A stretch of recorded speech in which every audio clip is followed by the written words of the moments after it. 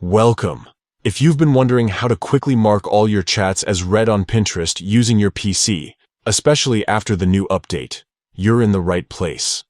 Managing messages efficiently can save you time and keep your inbox neat. So let's dive into the simple steps to get this done. First, open Pinterest in your preferred web browser. Once you're logged in, look to the left side of the screen where the main menu is located. Here, you'll find several options, including one labeled Messages. Click on Messages to open your chat inbox. Now that you're in your Messages, you'll notice your conversations listed. At the top of this Messages window, there's a small icon with 3 dots. This is the menu for more options. Click on these 3 dots to reveal a drop-down menu. In this menu, you'll see the option that says Mark All as Read. Select this, and Pinterest will instantly mark every unread message in your inbox as read.